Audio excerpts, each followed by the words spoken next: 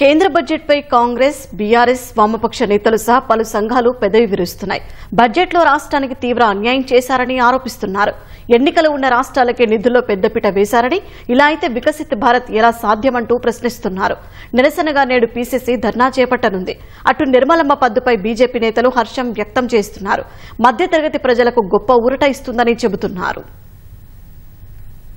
నిర్మలమ్మ బడ్జెట్పై రాష్ట్ర సర్కారు సహా కాంగ్రెస్ పార్టీ నేతలు తీవ్ర ఆగ్రహం వ్యక్తం చేస్తున్నారు. తెలంగాణ ఎదుర్కొంటోన్న కీలకమైన అంశాలకు పరిష్కారం చూపడంలో కేంద్ర బడ్జెట్ విఫలమైందని ఉప ముఖ్యమంత్రి మల్లు భట్టి విక్రమార్క ఆరోపించారు. తెలంగాణకు ప్రత్యేకమైన సవాళ్లు, అభివృద్ధి ప్రాధాన్యతలను కేంద్రం అర్థం చేసుకోలేదని విమర్శించారు. సెస్ల పెంపుతో కేంద్ర పన్నుల్లో రాష్ట్రాలకు వచ్చే వాటా తగ్గుతుందని ఒక ప్రకటనలో పేర్కొన్నారు. బీహార్ లాంటి రాష్ట్రాలకు ఎక్కువ నిధులు ఇచ్చి వనరులను సమర్థంగా వినియోగించుకునే తెలంగాణ లాంటి రాష్ట్రాలను విస్మరించారు మండిపడ్డారు. తెలంగాణ ఏర్పాటు నుంచి రాష్ట్రంపై విషం చిమ్ముతున్న మోదీ సర్కారు తాజాగా ప్రవేశపెట్టిన బడ్జెట్ లో కూడా రాష్ట్రానికి అన్యాయమే చేసిందని మంత్రి ఉత్తమ్ కుమార్ రెడ్డి ఆరోపించారు. కేంద్ర బడ్జెట్ పై ఆయన తీవ్రంగా స్పందించారు. నిధుల కేటాయింపులో మరోమారు తెలంగాణకు తీరని అన్యాయం జరిగిందని ఆందోళన వ్యక్తం చేశారు. అసలు కేంద్రం ప్రవేశపెట్టిన బడ్జెట్ గురించి ఒకే ఒక్క మాటలో చెప్పాలంటే ఢిల్లీ, బీహార్ ఎన్నికల బడ్జెట్ గా చెప్పొచ్చన్నారు. బీజేపీ పాలనలో తెలంగాణ రాష్ట్రం మళ్లీ మోసపోయిందని, బడ్జెట్ లో జరిగిన ఈ అన్యాయంపై రాష్ట్ర ప్రజలు గట్టిగానే గుణపాఠం చెబుతారని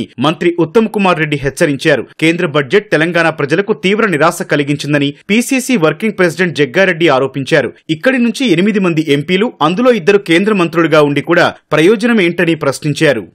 ఈ ఏడాది బడ్జెట్లో కేంద్రం తన రాజకీయ అవసరాలనే తీర్చుకునే ప్రయత్నం చేసింది తప్ప దేశ సమ్మిళిత అభివృద్ధి మీద దృష్టి సారించలేదని మాజీ మంత్రి సింగిరెడ్డి నిరంజన్ రెడ్డి అన్నారు. కేంద్ర విధానాలతో వ్యవసాయ రంగం కుదేలవుతుందని అభిప్రాయపడ్డారు. ఇలాంటి బడ్జెట్తో కేంద్రం పదే పదే చెప్పే వికసిత్ భారత్ సాధ్యం అవుతుందా అని ప్రశ్నించారు. పసుపు బోర్డు ఏర్పాటు చేశామని గొప్పలు చెప్పుకుంటోన్న బీజేపీ ప్రభుత్వం కేంద్ర బడ్జెట్లో ఒక్క పైసా కూడా కేటాయించలేదని బీఆర్ఎస్ ఎమ్మెల్సీ కవిత ఆక్షేపించారు. పసుపు బోర్డు తరహాలోనే పనిచేసే spices board, tea board, coffee board, rubber బోర్డులకు నిధులు కేటాయించిన కేంద్ర ప్రభుత్వం పసుపు బోర్డుకు మాత్రం ₹1 కూడా కేటాయించలేదని తెలిపారు. పసుపు బోర్డుకు నిధులు కేటాయించకుండా నిజామాబాద్ రైతులను కేంద్ర ప్రభుత్వం మోసం చేసిందని కవిత ఆరోపించారు. నిధులు లేని పసుపు బోర్డు ఎలా పనిచేస్తుందని, ఏం పరిశోధనలు చేస్తారని ప్రశ్నించారు.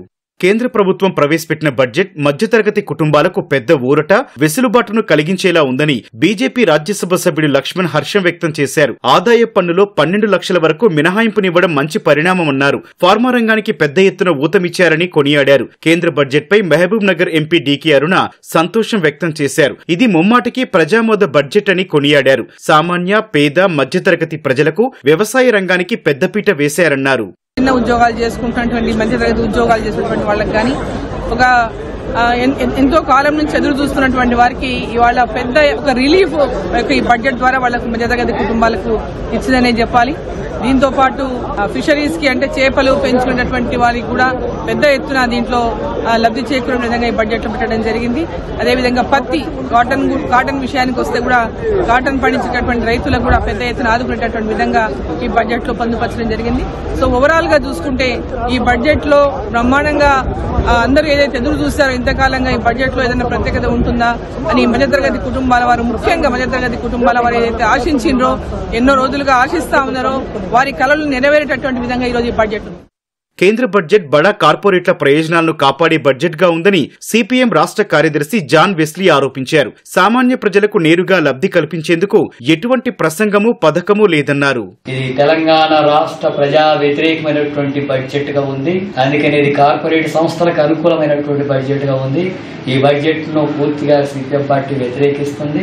కేంద్ర ప్రభుత్వం ఈ బడ్జెట్ ను మళ్లీ పునఃసమీక్షించి తెలంగాణ రాష్ట్రానికి కేటాయింపులతో పాటు సామాజిక తరగతులకు, శ్రామిక వర్గాల ప్రయోజనాలకు అనుగుణంగా ఈ బడ్జెట్ ను రూపొందించాలని, అలాంటి పరిస్థితి జరగకపోతే రాష్ట్రం నుంచి గెలిచినటువంటి ఎంపీలు, ఎమ్మెల్యేల పట్ల, అట్లాగే బీజేపీ పట్ల ప్రజల్లో తీవ్రమైనటువంటి వ్యతిరేకత వ్యక్తమవుతుంది. కేంద్ర బడ్జెట్లో వ్యవసాయానికి ప్రాధాన్యత దక్కలేదని వ్యవసాయ రైతు సంక్షేమ కమిషన్ చైర్మన్ ఎం కోదండరెడ్డి అన్నారు. కేంద్ర ప్రభుత్వం ప్రవేశపెట్టిన తొలి పూర్తి బడ్జెట్ 50,65,000 కోట్ల రూపాయలకు పైగా ఉన్నప్పటికీ వ్యవసాయ రంగానికి ఆశించిన స్థాయిలో కేటాయింపులు జరగలేదని తీవ్ర అసంతృప్తి వ్యక్తం చేశారు. కార్మిక వర్గం సుదీర్ఘకాలంగా పోరాటం చేస్తున్న లేబర్ కోడ్ల రద్దు, కనీస వేతనం 26,000, అసంఘటిత కార్మికుల సంక్షేమాన్ని బడ్జెట్ విస్మరించిందని సిఐటియు రాష్ట్ర ప్రధాన కార్యదర్శి పాలడుగు భాస్కర్ ఆరోపించారు. కార్మిక సర్కార్ రైతు ప్రజా వ్యతిరేక బడ్జెట్ అంటూ నిరసిస్తూ హైదరాబాద్ ఆర్టీసీ క్రాస్ రోడ్ లో నిరసన చేపట్టారు. వేతన జీవులకు 12 లక్షల రూపాయల వరకు పన్ను మినహాయింపునివ్వడం చరిత్రాత్మక నిర్ణయమని senior chartered accountant Tripuraneni Gopichand అన్నారు. గత బడ్జెట్ లాగానే ఈసారి తెలంగాణకు అన్యాయమే జరిగిందని ప్రముఖ రాజకీయ విశ్లేషకులు కేయూ ఆచార్యులు తిరునహరి శేషు పేర్కొన్నారు.